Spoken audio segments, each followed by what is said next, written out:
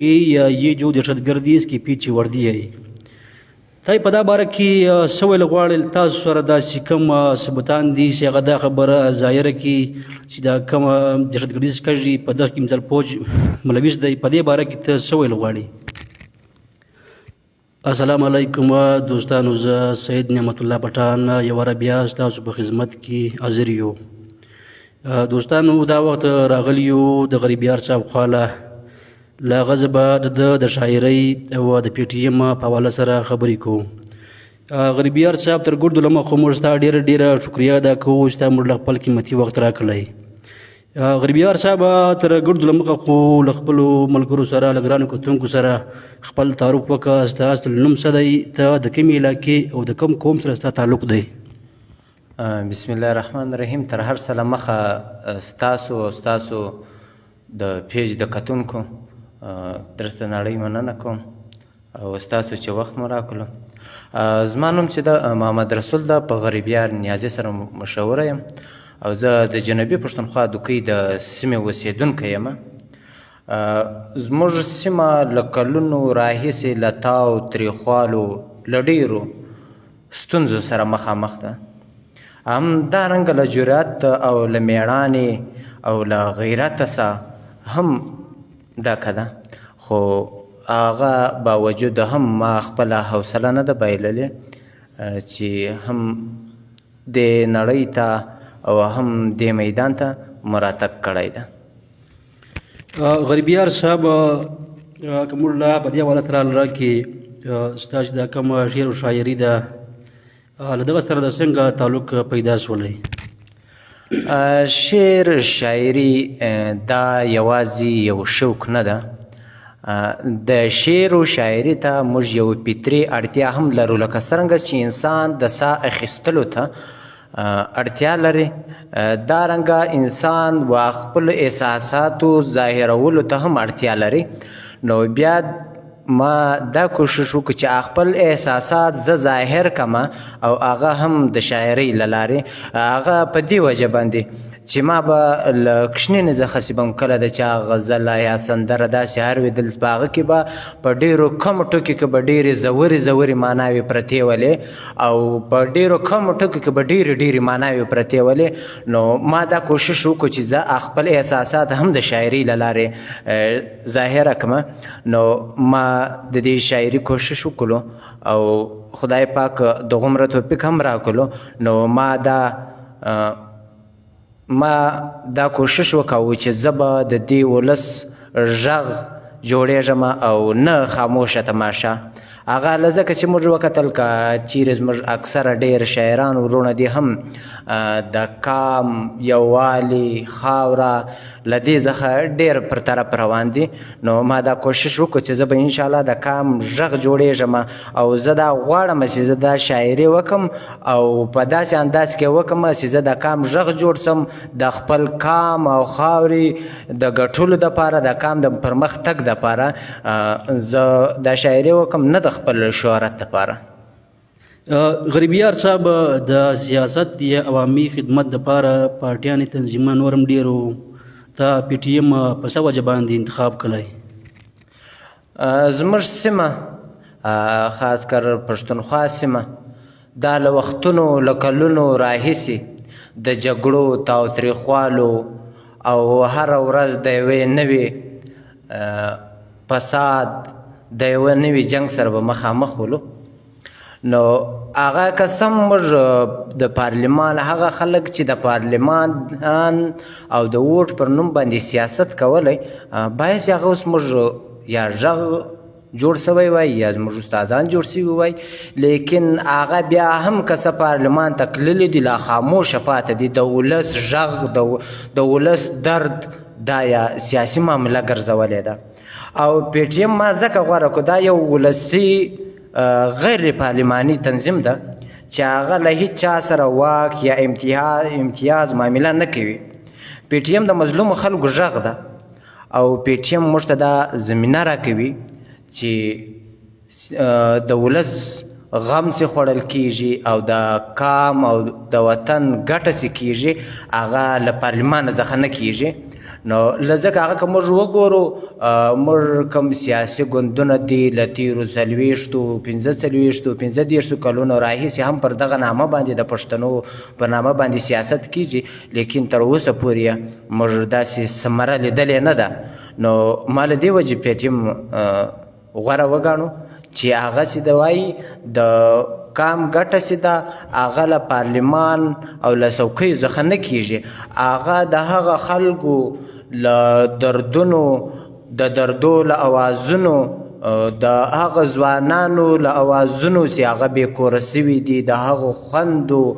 او مندو له اوازونو چې هغه بې کوره سوي دي، بې وروره سوي دي او څوک بې اولاده بې بچیانو سوي دي، د چا بچیان ورک دي او د چا څه ورک دي، د چا څه ورک دي. نو پی ټي ایم موږ ته دا راښکاره کړله او دا یقین هم لرم چې دا که هر څه کولو د غیر پارلماني له لارې به کوي او هم د پښتون ژغورنه غورځنګ به کوي. د غریبیار صاحب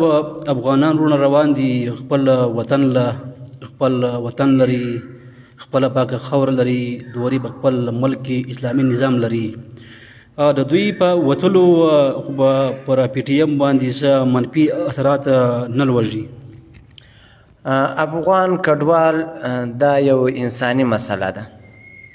افغان کډوالو هو ټول د موږ ټول انسانیت ته احترام لرو او خو پی ټي ایم خپله تګلاره واضحه کړې ده چې د پاکستان دننه د پښتنو حقونو، د تعلیم، د شناختي کارډ، هغه د ناامنۍ او د بې عدالتۍ د دغه مبارزه اخست. لیکن زموږ مبارزه به انشاءالله افغان کډوال به منفي اثرات نه پر اچوي. هغه له ځکه چې زموږ مبارزه چې ده هغه مشخصه ده. نو په دغه وجه افغانو کډوالو تګ زموږ مبارزه کمزوری کولی هم نسي او انشاءالله نه به کمزوري کوي، نه به یې لوری بدلوي، ځکه زموږ هدف چې ده هغه عدالت ته نه سیاست. غریبیار صاحب په پاکستان کې خو د افغانستان خلک د ایران، تاجکستان، ازبکستان تقریبا د نورو ملکونو خلک هم دلې آباد دي، لیکن د پاکستان حکومت هغو ته غږ نه کوي. صرف د افغانستان چې کوم زموږ افغاني ورونه دي د هغو دپاره یې داسې یو پالیسي جوړه کړې ده چې باید ته به خپل وطن له ځئ. په دې حواله سره ته ایز پی ټي ایم سینیر رهنما څه ویل غواړې؟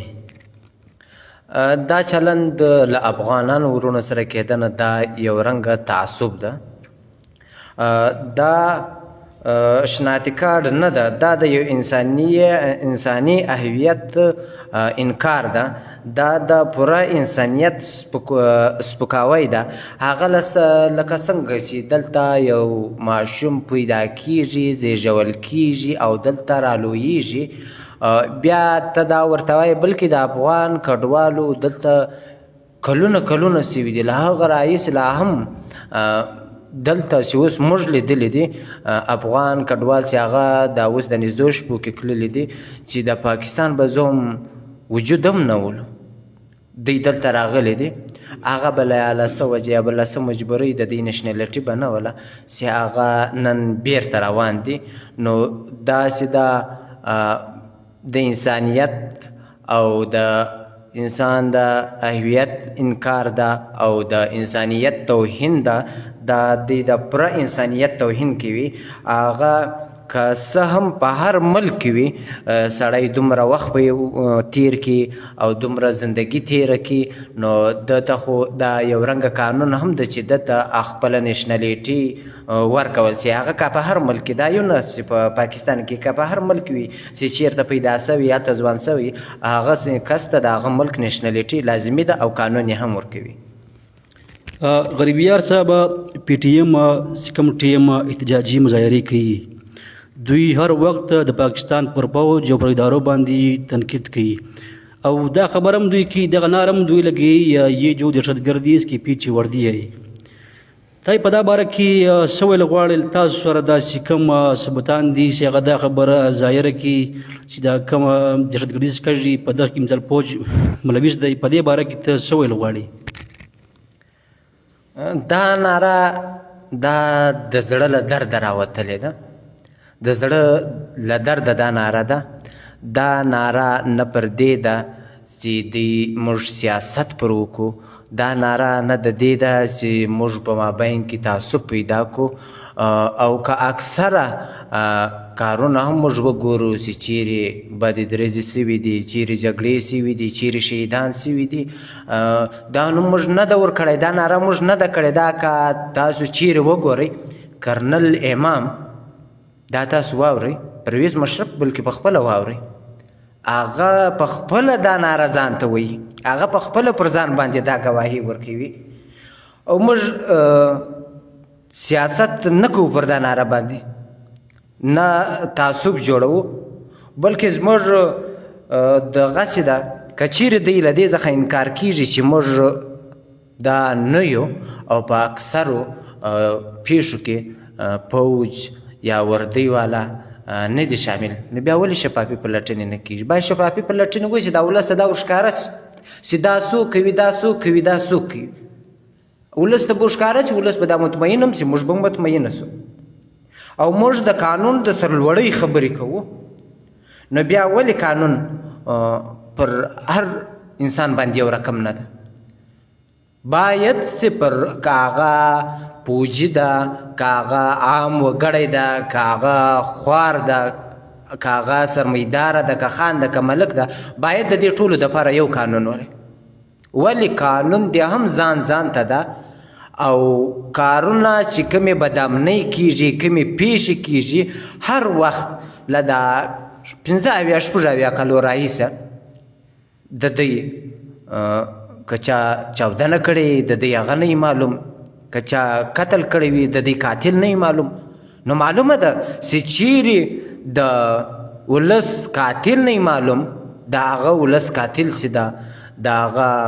خلکو قاتل چې ده بیا ریاست ده که ریاست نه بیا هم دا درته وایم چې تاسو پرویز مشرف کرنل امام دغسې نور راواخه چې هغه په خپله پر ځان باندې دا ګواهي کوي چې دهشتګردیزه کوم دهشتګردان جوړ کړي ما دي غریبیار صاحب یوه پوښتنه په بخښنې سره کول غواړم چونکې افغانستان چې کوم دی هغه د پښتنو لوی کور دی که کم پښتون له افغانیت څخه انکار کوي اگر د پښتون دی نه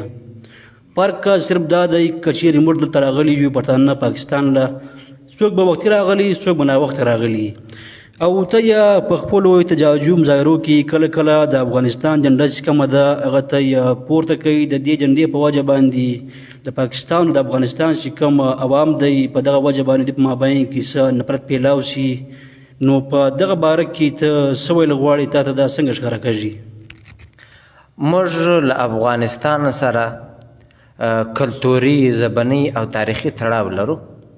خلک دا بیرغ رپوي دا د کوم سیاست یا دشمنانه پیغام لپاره نه رپوي خو زه باور لرم چې بیرغ یوازې د یو هیواد نقشه نه وي هغه یو سمبول وي او بل خلک دا بیرغ ځینې د تاریخي تړاو له مخې پورته کوي خو موږ باید پوه سو چې هر سمبول یو پیغام لري دا بیرغ چې ده دا د پښتونولۍ د امن د خپلواکۍ پیغام لري نو موږ چې کم وخت هم مبارزه کوو هغه باید د خپل کلتور او د خپل درې رنګه بیرغ لاندې وکړو او دنیا ته دا ورښکاره کړو چې زموږ مبارزه چې ده هغه د پښتونولۍ له لارې څخه ده ځکه دا ملي بیرغ چې ده دا یوازې د افغانستان د خلکو نشانه نه ده دا د هر پښتانه نشانه ده نو موږ باید خپل فکر او خپل نشان او خپل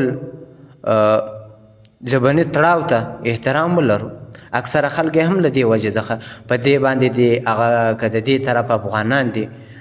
خوا دې هم نه بدوي او نه د تعصب یا دشمنانه دغه له لاسه له وجې راپورته شوې ده چې موږ به پر خپل مابین کې یا تعصب جوړ کړو یا به یو رنګه تاوتریخوالی جوړ کړو دا یو د امن پیغام ده دا ملي بیرغ ټول د امن پیغام ده باید چې هر افغان او هر پښتون د دې قدر وکړي غریبیار صاحب بلې پښتون له راځو کم افغانان چې روان دي افغانستان له هغه خو به دورې ولاړ شي الله پلار دوی دورې خوشحاله آباده لري دلې چې کم پښتانه دي د یې ځای او د یې ځای شیریان دي ته و دغو له څه پیغام ورکول غواړې د یووالي د اتفاق په باره کې ځکه چې د پښتون دپاره اتفاق او یووالی ډېر ضروري دی زما هر ورور خور ته هم دا پیغام لرم چې هم دا وخت د یووالي د پوهې د تعلیم د حاصلولو ده چې موږ او تاسو پر تعلیم باندې او پر جدیدیت باندې کار وکړو موږ ته تر ټولو لازمي دا ده چې موږ پر جدیدیت باندې کار وکړو هغه ټوپک کریک ویش پر ځای موږ قلم پوهه یووالی دا ترلاسه کړو نو انشاءالله بیا په دنیا کې په ټوله دنیا کې داسې طاقت نه وینم او نسته چې دی به یا د پښتون ته ماتې ورکوي او یا به د پښتانه مخنیوی کوي موږ دپاره لازمه مهمه خبر دا ده چې موږ د جدیدیت لار اختیار کو او د پوهې د تعلیم وسله ولرو نو هیڅوک بیا زموږ مخه نشي نیولی